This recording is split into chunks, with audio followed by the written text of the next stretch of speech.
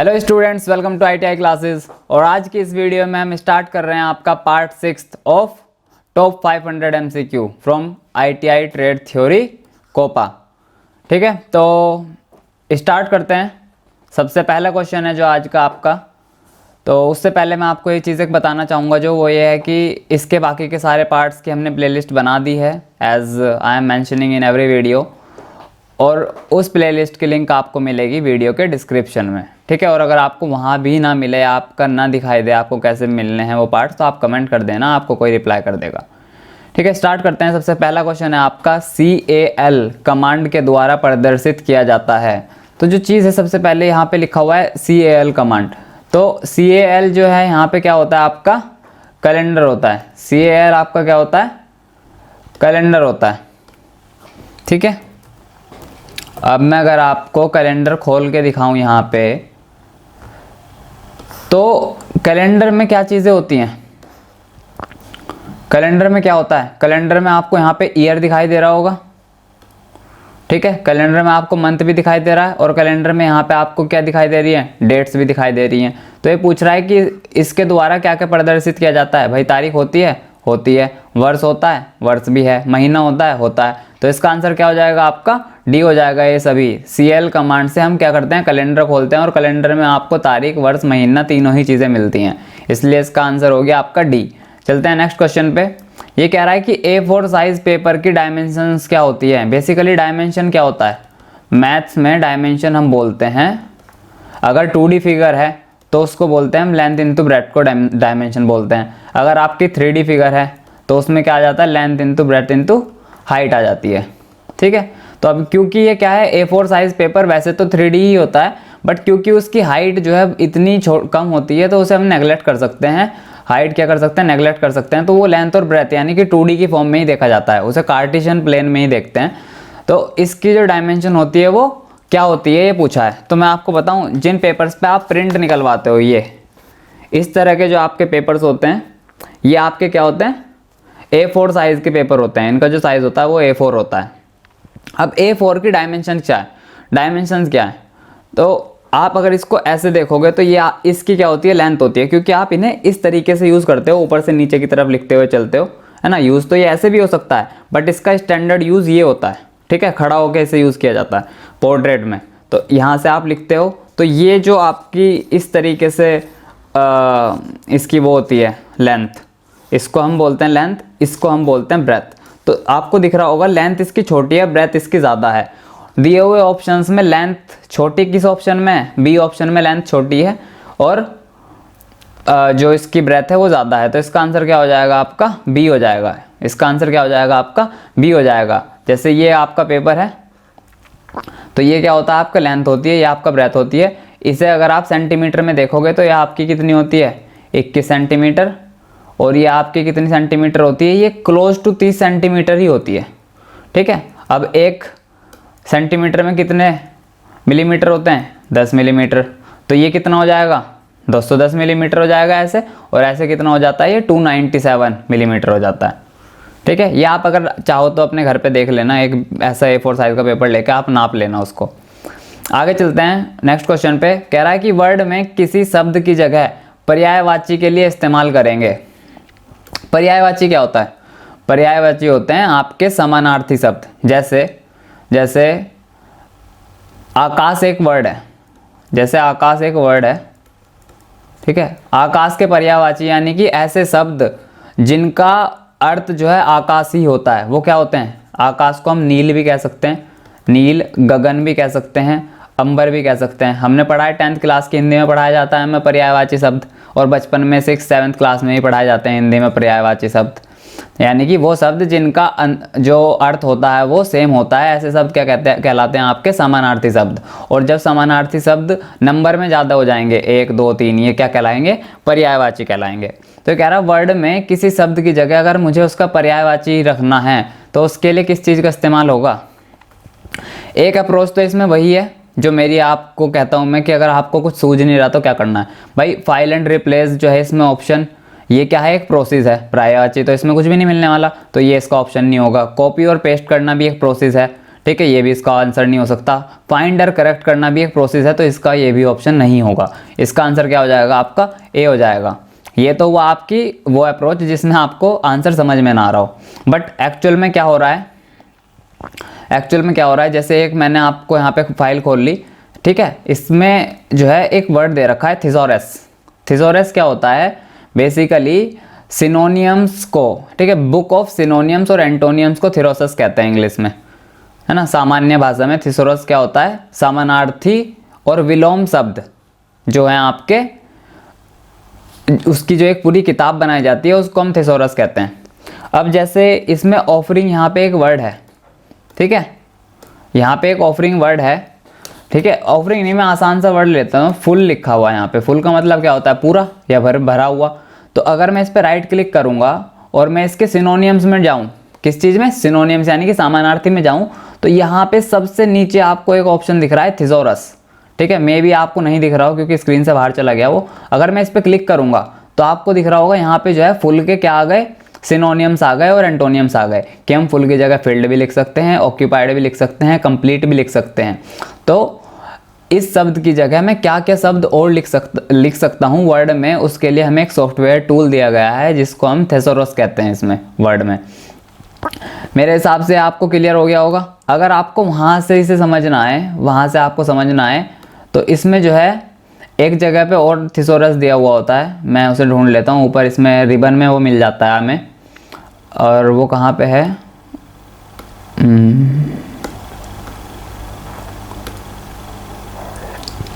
ठीक है। आप अगर रिबन में मेन मेन्यू में रिव्यू पे जाओगे और रिव्यू में आपको ये जो टूल्स मिले हुए हैं, यहाँ पे आपको यहाँ दिख रहा होगा थिसॉरस लिखा हुआ है, ठीक है। इसके लिए आप जो है शिफ्ट प्लस F7 भी प्रेस कर सकते हो सीधा। तो इससे भी आप क्या कर सकते हो, आपको वो सारे शब्द मिल जाएंगे जो आप इस शब्द की जगह पे लिख सकते हो, इसके समानार्थी शब्द। तो इसका आंसर क्या हो गया आपका, थिसॉरस हो गया, सिनोनियम्स यानी कि थिसॉरस, याद रहेगा। उसके बाद आगे क्वेश्चन में कह रहा है वर्ड डॉक्यूमेंट, सॉरी ये ना हमेशा मिसटाइप करते हैं, यहाँ पे ये खुद ही करेक्ट हो जाता है, पता नहीं कैसे। वर्ड डॉक्यूमेंट में कोई शब्द प्राप्त करने के लिए किस शॉर्टकट की का प्रयोग किया जाता है, ठीक है। ये कह रहा है प्राप्त करने से, यहाँ पे इसका मतलब है ढूंढना। प्राप्त करने से इसका क्या मतलब है, यहाँ पे ढूंढना। तो यानी कि आपका जब कोई वर्ड डॉक्यूमेंट होता है उसमें आपको कोई शब्द ढूंढना है। सपोज करो वो जो है एक 10 पेज का एक डॉक्यूमेंट फाइल है और उसमें आपको कोई शब्द ढूंढना है ना। वो आप कैसे ढूंढोगे, उसके लिए क्या शॉर्टकट की लगती है। तो जैसे अभी मैं इस पर वापस आ जाता हूँ, इस पर आ जाता हूँ, ठीक है। इसे मैं हटा देता हूँ, इसको मैं छोटा कर देता हूँ। अब इसमें जो है मेरा नाम लिखा हुआ है कहीं ना कहीं इस डॉक्यूमेंट में, मुझे पता है। तो अगर मुझे इसे ढूंढना है, उस नाम को मुझे प्राप्त करना है, तो मैं क्या करूँगा, मैं कंट्रोल और F को प्रेस करूँगा, ठीक है। कंट्रोल F को मैंने प्रेस किया तो यहाँ पे क्या कह रहा है, ये सर्च कर लो किस नाम को ढूंढना है। तो मैं इसमें अपना नाम लिखूँगा, मैंने लिखा है इसमें मयंक, तो मुझे वो शब्द प्राप्त हो गए, ठीक है। देखो आपको हाईलाइट हो गया यहाँ पे वो शब्द कि एक नाम तो मेरा ये रहा और दूसरी जगह पे कह रहा है ये मेरा नाम ये रहा, ठीक है। ये हाईलाइट हो गए खुद ही, ठीक है। ये हाईलाइट हो गए, इन्होंने मेरा नाम ढूंढ के मुझे दे दिया। तो आपको जब कोई शब्द प्राप्त करना होता है किसी भी वर्ड डॉक्यूमेंट में, तो आप किसका यूज़ करते हो, कंट्रोल F यानी कि फाइंड। F यहाँ पे क्या है, फाइंड, ढूंढना है आपको कोई शब्द, ठीक है। तो कंट्रोल F की का हम जो है इस्तेमाल करते हैं, शॉर्टकट की का। उसके बाद कह रहा है अंतिम अंडू को ही रिवर्स करके प्राप्त करने में किस कमांड का उपयोग किया जाता है। भाई इससे ढंग से देखो क्वेश्चन को, बहुत ही मतलब ट्रिकी क्वेश्चन है और बहुत ही इजी। लास्ट अंडू है, तो इससे कह रहा है कि लास्ट जो आपने अंडू किया था उसको रिवर्स कर दो। तो इसका मतलब क्या कह रहा है, ये अंडू का इसने एंटोनियम्स तो पूछ लिया, अंडू का उल्टा पूछ लिया। अंडू का उल्टा क्या होता है, रीडू होता है। वही पूछा है कि इसमें इस कमांड का क्या उपयोग होता है। तो भाई अंडू का रिवर्स कर दो, अंडू का रिवर्स क्या हो जाएगा, रीडू हो जाएगा। इसका आंसर क्या हो गया आपका, सी हो गया, ठीक है। अब इसे समझो प्रैक्टिकली कि उसने पूछा क्या था, क्योंकि क्वेश्चन में आपको ये नहीं पता कि पूछा क्या है तो फिर कोई फ़ायदा नहीं है रट्टे मारने का। अब सपोज करो ये यहाँ पे मैंने जो है रिगार्ड्स लिखा हुआ है, मैंने इसे काट दिया, ये मुझसे गलती से कट गया। अब मैं क्या करूँगा, मैं अंडू करूँगा, मैं कंट्रोल और Z दबाऊँगा ताकि ये वापस आ जाए। फिर मुझे बाद में समझ में आया कि ये कटना ही था, मैंने गलत कर दिया अंडू। तो अब मैं क्या करूँगा, मैं कंट्रोल और Y प्रेस करके रीडू कर दूंगा, फिर कट जाएगा ये, ठीक है। क्या हो रहा है, अंडू को फिर से रिवर्स कर दो, तो उसे क्या कहेंगे हम, रीडू कहेंगे। और वो कैसे होता है, कंट्रोल वाई से। कंट्रोल जेड पे प्रेस किया तो अंडू हो गया, कंट्रोल वाई प्रेस किया तो क्या हो गया, रीडू हो गया। ठीक है, तो अंडू का जो इन्वर्स होता है, उल्टा होता है, वो आपका होता है रीडू। इसका आंसर आपका हो जाएगा इसलिए सी। आगे चलते हैं। आगे कह रहा है कि वर्ड, ये वर्ड जो है ना यहाँ पे गलत लिखा हुआ है हर जगह पे, तो इसे आपको मैं बोल दूंगा, समझ लेना। वर्ड डॉक्यूमेंट्स में पूरा वर्ड सिलेक्ट किया जाता है। कल बताया था, डबल क्लिक कर दोगे आप जब किसी वर्ड पे तो वो पूरा सिलेक्ट हो जाएगा। यहाँ पे आए हम दोबारा करके देख लेंगे आज फिर से। ठीक है, यहाँ पे मंथली लिखा हुआ है, यहाँ पे मेरा कर्सर आ गया। अगर मैं इस पर 2 बार क्लिक कर दूंगा तो क्या हो गया, ये सिलेक्ट हो जाएगा। ये फेवरेट लिखा हुआ है, मैंने इस पर 2 बार क्लिक किया तो क्या हो गया, सेलेक्ट हो गया पूरा। और अगर मैं इस पर 3 बार क्लिक कर दूंगा तो क्या होगा, पूरा का पूरा पैराग्राफ सेलेक्ट हो जाएगा। ठीक है, मैंने 3 बार क्लिक किया, पूरा का पूरा पैराग्राफ सेलेक्ट हो गया, सॉरी पैराग्राफ। आगे चलते हैं। कह रहा है पिक्चर के किसी भाग को प्राप्त करने के लिए कौन सा तरीका उपयोगी होता है। ठीक है, जैसे एक पिक्चर है ये, ठीक है, ये मैंने बना दी एक पिक्चर बहुत ही बढ़िया, और ये पीछे पहाड़ आ गए इसमें। अब मुझे चाहिए कि नहीं, मुझे इसमें पहाड़ वहाड़ कुछ नहीं चाहिए, मुझे बस ये आदमी चाहिए। तो मैं इसे क्या कर लूँगा, मैं इसे कर लूँगा क्या, क्रॉप कर लूँगा मैं इसे। ठीक है, आजकल आप जब फोटो खींचते हो मोबाइल में, क्रॉप भी तो करते हो इमेज, है ना, व्हाट्सएप पे लगाने के लिए आप क्या कर लेते हो, उसे क्रॉप कर लेते हो। क्रॉप करने का क्या मतलब है, आपने उसमें से सिर्फ एक अपना उपयोगी हिस्सा निकाल लिया जिसका आपको इस्तेमाल करना है, बाकी आपने उसमें से रिमूव कर दिया। उस चीज़ को हम कहते हैं क्रॉपिंग। इसका आंसर क्या हो जाएगा आपका, बी हो जाएगा। इसे भी हम करके देखेंगे, है ना, प्रैक्टिकल में बिल्कुल पीछे नहीं हटना होता। जैसे मैंने यहाँ पे खोल लिया है पेंट, और मैं पेंट को ले आता हूँ इसमें आपकी स्क्रीन में। अब मैंने यहाँ पे पेंट में जो है एक फ़ाइल ओपन कर ली। ठीक है, एक फ़ाइल ओपन कर ली, ये मैंने जो है बाल वाली दीदी ले ली, और अब बाल वाली दीदी जो है मुझे मिल गई है। अब मुझे बट क्या चाहिए, मुझे इस पिक्चर में दीदी का फ़ोटो नहीं चाहिए, तो मैं क्या करूँगा, मैं जो है पहले सेलेक्ट कर लूँगा दीदी के इस पैटर्न को, बालों के, है ना। तो मैंने सेलेक्ट कर लिया, मुझे बस यही हिस्सा चाहिए। फिर क्या करूँगा मैं, यहाँ पे अगर आपको दिख रहा होगा क्रॉप का ऑप्शन, ठीक है, मैंने इस पर क्लिक किया, क्या हुआ, पिक्चर में सिर्फ वो हिस्सा रह गया मेरे पास जो मुझे चाहिए था, जो मैंने सेलेक्ट किया था। तो क्या बोलते हैं इसे, क्रॉपिंग बोलते हैं इस प्रोसेस को। ठीक है, मेरे हिसाब से ये आपको समझ में आ गया होगा। अब आगे चलते हैं, फिर इसका आंसर हो गया बी। ये बहुत बड़ा क्वेश्चन है और ये इंपॉर्टेंट भी है। ये जो अभी मैं करा रहा हूँ ना आपको, ये क्वेश्चन ऐसे रिपीटेडली आ रहे हैं क्वेश्चन। ये पार्ट सबसे इम्पोर्टेंट पार्ट में से एक है। ये सारे क्वेश्चन वो हैं जो रिपीट हो रहे हैं हर 1-2 साल में, हर 1-2 साल में। ठीक है, तो इन 20 क्वेश्चंस में से पक्का आपको 2-3 क्वेश्चन देखने को मिल सकते हैं आपके एग्जाम में। और इस तरह के क्वेश्चन 1-2 क्वेश्चन ज़रूर आता है इतना बड़ा, वो क्यों, बच्चों को डराने के लिए। ठीक है, इसे आप प्यार से समझो क्वेश्चन को, और ये इसका आंसर बहुत ही ईजी है।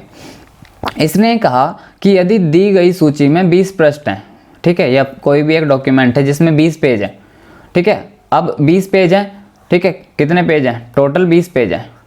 अब 20 पेज एक आदमी तो लिख नहीं रहा, उसने कहा उसमें से 10 पृष्ठ एक आदमी को दे दिए, 10 पेज तो जो है एक आदमी करेगा, और बाकी के जो दूसरे 10 पेज हैं वो क्या करेगा, दूसरा आदमी करेगा। ठीक है, 10 पृष्ठ एक व्यक्ति को दे दिए गए तथा बचे हुए 10 पृष्ठ अन्य व्यक्ति को दे दिए गए।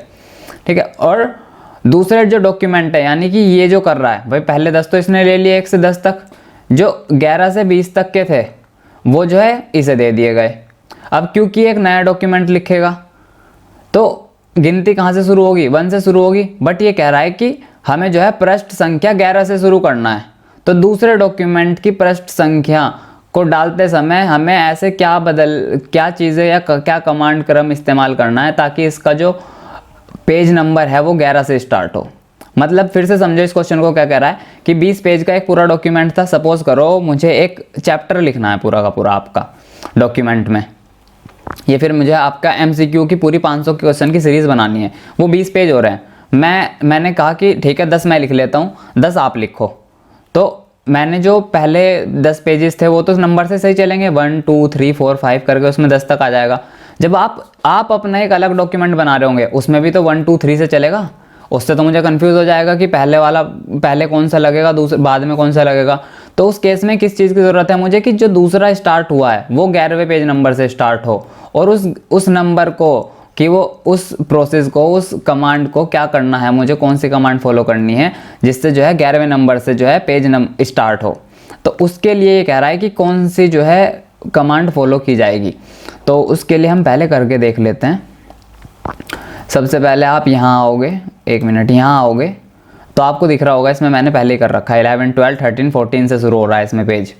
इसका जो पहला पेज है वो ही पेज 11 है। अगर आपको यहाँ दिख रहा होगा ना, पेज 11 विजय बैच लिखा हुआ आ रहा है पॉपअप में, है ना। इसके बाद ये पेज 12, पेज 13, एक्चुअल में जो पेज नंबर 1 है वो 11 से स्टार्ट हो रहा है। अब उसके लिए करना क्या है, उसके लिए करना क्या है, आप जो है इंसर्ट सेक्शन में जाओगे और उसके बाद आप जाओगे पेज नंबर फॉर्मेट में। सबसे पहले आप कहाँ पे आओगे, पेज नंबर में जाके फॉर्मेट पेज नंबर या पेज नंबर फॉर्मेट पे क्लिक करोगे। उसके बाद आपको जो है स्टार्ट ऐड करना है, वो नंबर लिख दो जिस भी पेज नंबर से आप स्टार्ट करना चाहते हो। जैसे मैं चाहता हूँ 15 से स्टार्ट हो, तो मैंने 15 लिखा और मैंने क्लिक कर दिया। अब आप देखो यहाँ जो पेज थे ये 15, 16, 17, 18 से शुरू हुए। किससे शुरू हुए, 15 से स्टार्ट हुए और 16, 17, 18 जितने भी होंगे 15 से स्टार्ट होके आगे तक चलते चले जाएंगे। तो अब क्या हो रहा है यहाँ पे, हम कहाँ जा रहे हैं, हम पेज नंबर फॉर्मेट में जा रहे हैं और 11 से शुरू करने के लिए पेज नंबरिंग कर रहे हैं। तो इसका आंसर क्या होगा, आपका ए हो जाएगा। ठीक है, चैप्टर नंबर को शामिल करना एक बेकार है, ये भी नहीं है, और इसके लिए पहले ही हमें डिफाइन करना पड़ता है, तभी हम रोमन नंबर का यूज़ करते हैं। नहीं तो हम किससे करते हैं, 11 से स्टार्ट करते हैं। ठीक है, जो भी आपको नंबर दे देंगे वो उसी से करना पड़ेगा, क्योंकि यहाँ पे 11 लिखा हुआ था तो यहाँ पे भी हम 11 ही लिखेंगे। अगर यहाँ पे XI दे देता, वो रोमन में दे देता, तो यहाँ पे आप फिर ये लिखते। उसके लिए भी अगर मैं आपको दिखाना चाहूँ तो दिखा सकता हूँ।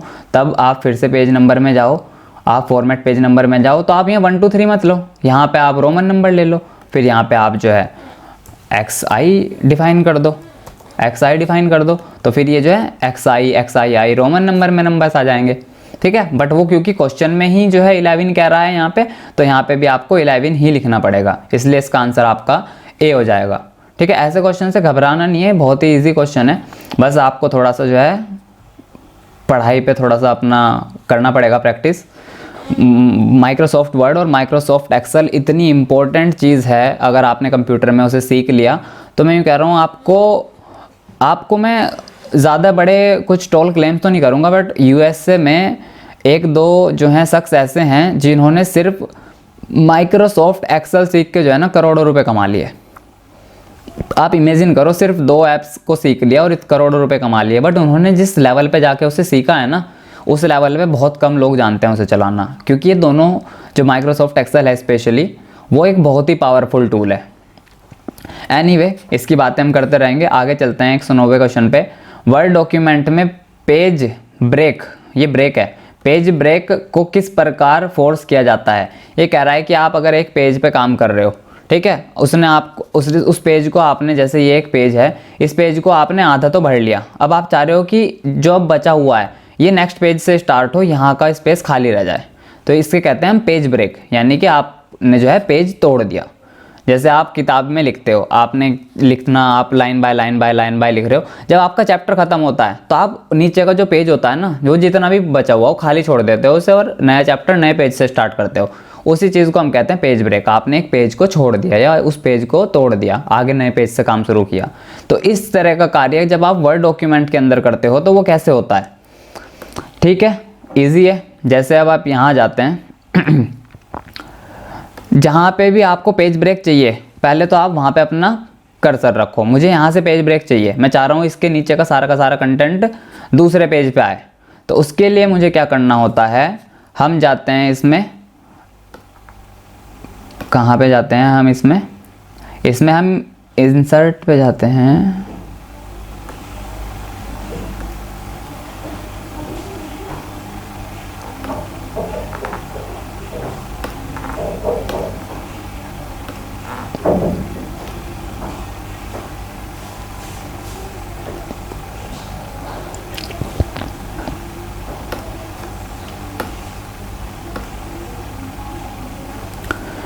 ठीक है, तो इसमें हम कहाँ पे जाते हैं, इसमें हम इंसर्ट पे जाएंगे। जब आपका कर्सर उस जगह पे है जहाँ पे आपको पेज ब्रेक चाहिए, तो आप जो है इंसर्ट में जाओगे। इंसर्ट में जाओगे तो आपको वहाँ पेजेस मिलेंगे।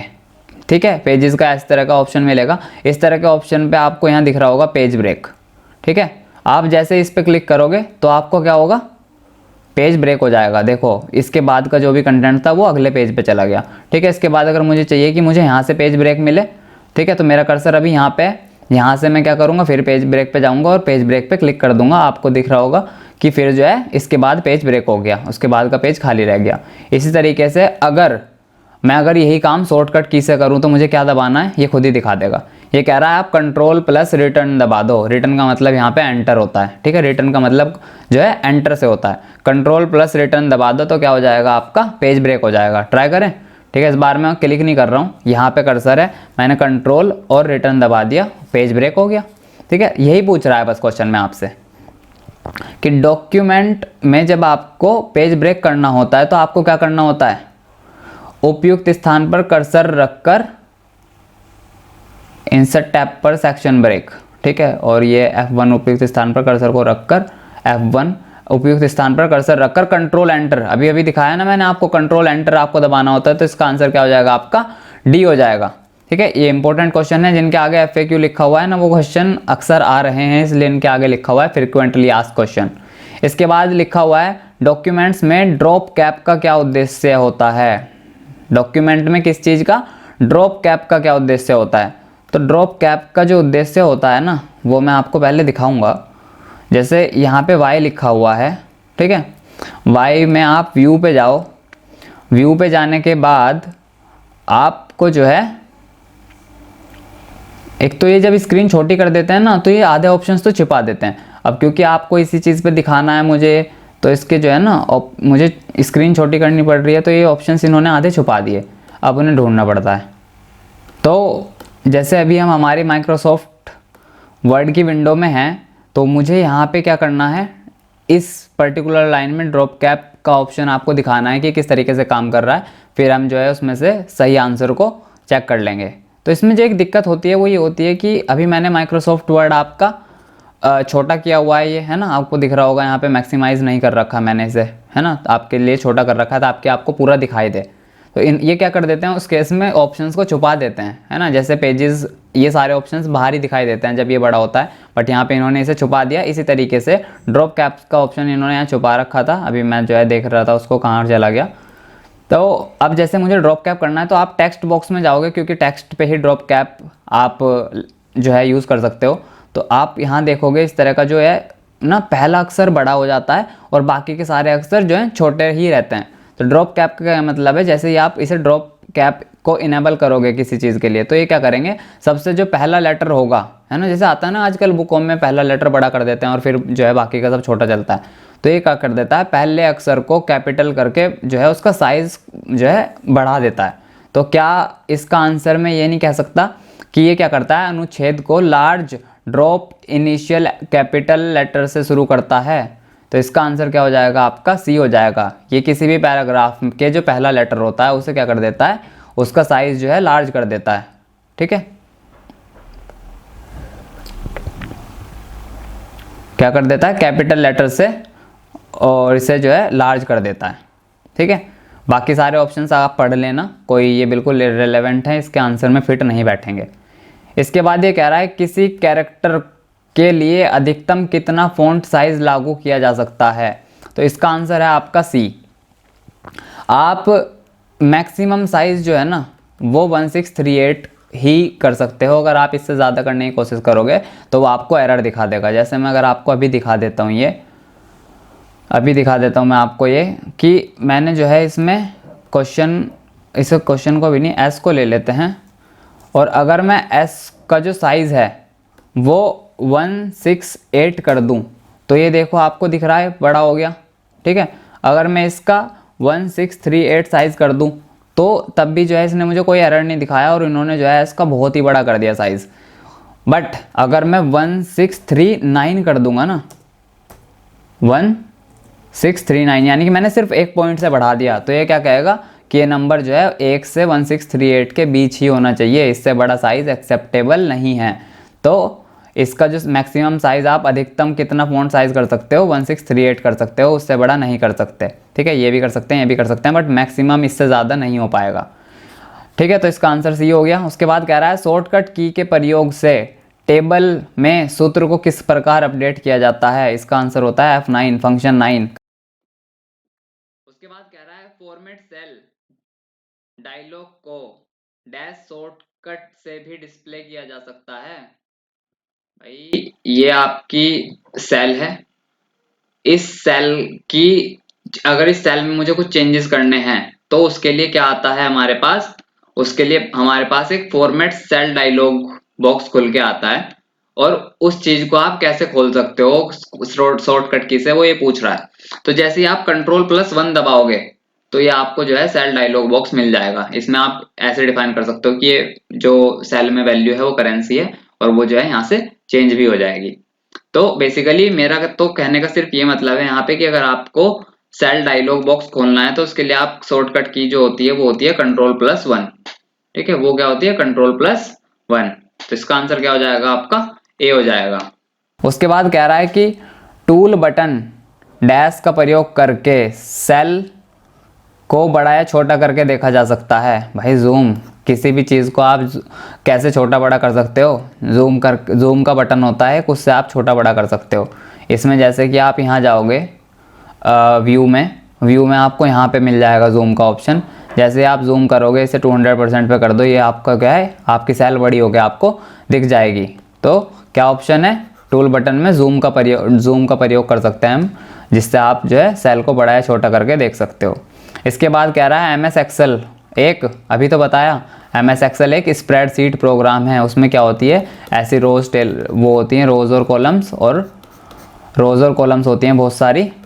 तो कुल मिला के अगर आप इसे देखोगे तो ये कैसी दिखती है, सीट जैसी तो दिखती है जो सारे में फैली हुई है। तो इसका नाम इसलिए क्या पड़ा, स्प्रेडशीट प्रोग्राम। फिर कह रहा है यह एक्सेल में डेटा टाइप नहीं है। तो भाई आपको जो है ना डेटा टाइप्स पढ़ने पड़ेंगे, 9-10 तरह के डेटा टाइप्स होते हैं सामान्य तौर पे जो हम इस्तेमाल करते हैं। तो उसमें आप नंबर भी यूज़ कर लेते हो, टाइम भी होता है उसमें, टेक्स्ट भी होता है उसमें। जिसमें जो चीज़ नहीं होती वो होता है स्ट्रक्चर नहीं होता, इसलिए इसका आंसर आपका क्या हो जाएगा, बी हो जाएगा। एक्सेल में डेटा टाइप नहीं है। नंबर आपने देखे, हमने नंबर तो लिखे हुए ही हैं यहाँ पे। उसके बाद टेक्स्ट तो ये है ही है। इसके बाद कह रहा है डेट क्यों नहीं हो सकती भाई, अगर मैं इसमें अभी विंडो खोलूँ और इसमें डेट को डिफाइन कर दूँ कि ये डेट है तो ये डेट में आ गया। तो डेट भी इसमें डाटा टाइप है। इसमें जो चीज़ नहीं है वो क्या है, स्ट्रक्चर नहीं है। तो इसका आंसर क्या है आपका, बी है। उसके बाद कह रहा है नई वर्कबुक को खोलने पर कितनी वर्कशीट दिखाई देती हैं। नई वर्कबुक जब आप खोलते हो तो आपको जो है ना 3 वर्कशीट दिखाई देती हैं। नई वर्कबुक जब आप खोलते हो तो उसमें आपको 3 वर्कशीट दिखाई देती हैं, इसलिए इसका आंसर हो जाएगा 3। अब देखो, जैसे ये एक पुरानी सीट खुली हुई है मेरे पास वर्कशीट, अगर मैं नई फाइल बना लूँ, न्यू खोला मैंने, न्यू में क्या ले रहा हूँ मैं, ब्लैंक वर्कबुक ले रहा हूँ, तो आपको दिखाई देगा यहाँ पे सिर्फ क्या आई, एक ही सीट आई। ठीक है, तो ये क्योंकि मेरे पास नया पड़ा हुआ है ना, नया मेरे पास लेटेस्ट माइक्रोसॉफ्ट एक्सेल है, तो इसलिए अब जो है एक ही आने लगी। बट जो आपको पढ़ाई गई है, आपको पढ़ाई गई कौन सी है, माइक्रोसॉफ्ट एक्सेल 2007 वाला आपको पढ़ाया गया है। अगर मैं अब 2007 वाला खोल के दिखाऊं आपको, तो आपको देखो आप देखोगे, ठीक है ये खुल गया है, मैं इसे छोटा करके आपको दिखा देता हूँ। आप देखोगे जब आपने पुराना वाला माइक्रोसॉफ्ट एक्सेल खोला तो उसमें आपको 3 सीट मिलती हैं, 1 2 3, सीट 1 सीट 2 सीट 3। ठीक है, तो इसमें आपको कितनी मिलती हैं, 3 मिलती हैं। अब क्योंकि आपको पढ़ाई यही गई है पुरानी वाली चीज़, तो इसलिए इसमें आप आंसर जो है टिक करोगे 3। अगर आपसे पूछ लिया जाए नई वाली में तो तब आपको पता है कि एक ही खुलती है अब नए वाले में। तो उसके बाद कह रहा है कि वर्कशीट का संग्रह क्या होता है। अभी तो दिखाया मैंने, जब आप नई खोलते हो तो उसमें क्या दिखाता है, ये वर्क बुक कहते हैं उसे, इसके अंदर सारी सीट्स होती हैं तो उसे क्या कहते हैं, वर्क बुक कहते हैं। इसका आंसर हो जाएगा आपका ए हो जाएगा। फिर आपका ये सेकंड लास्ट क्वेश्चन है कि एक्सेल में किसी पंक्ति और कॉलम के इंटरसेक्शन को क्या कहते हैं। सबसे पहले समझो कि इंटरसेक्शन क्या होता है। पंक्ति और कॉलम यानी कि ये तो आपकी क्या है, रोज हो गई, ये आपके क्या हो गए, कॉलम्स हो गए। अब जहाँ पे एक रो और एक कॉलम, जैसे ये एक रो है और ये एक कॉलम है, जहाँ पे टकराएंगी, इस पॉइंट पे टकरा रही है, इस पॉइंट को पूछ रहा है कि क्या कहते हैं, इस पॉइंट को क्या कहते हैं, इस पॉइंट को हम कहते हैं सेल। जैसे ये ब्लैंक वर्कबुक है, यहाँ पे ये एक कॉलम हो गई और ये एक रो हो गई, ये दोनों यहाँ पे टकराई, इस चीज़ को पूछ रहा है, इस एक डब्बे को क्या कहते हैं, इस एक डब्बे को कहते हैं सेल। तो इसका आंसर क्या हो जाएगा आपका, ए हो जाएगा। उसके बाद पूछ रहा है एमएस एक्सेल में सेल को फॉर्मूले को एंटर करने के लिए निम्न में से किस ऑपरेटर के साथ एंट्री की जाती है। अभी बताया आपको, अगर आप कोई भी फॉर्मूला लगाने वाले हो एक्सेल में, तो उसकी शुरुआत आप किससे करते हो, इक्वल्स टू के साइन से करते हो। ठीक है, तो आज की वीडियो में हम इसे इतना ही रखते हैं, क्योंकि ये वीडियो हो गई है लंबी। BC क्वेश्चन कराने में आपको जो है बहुत सारा टाइम लग गया, और इसकी आपको प्रैक्टिस करनी है, इससे क्वेश्चन बेस ज़रूर आने वाला है। ठीक है, तो आज की वीडियो में इतना ही, मिलते हैं अगले वीडियो में। Thank you.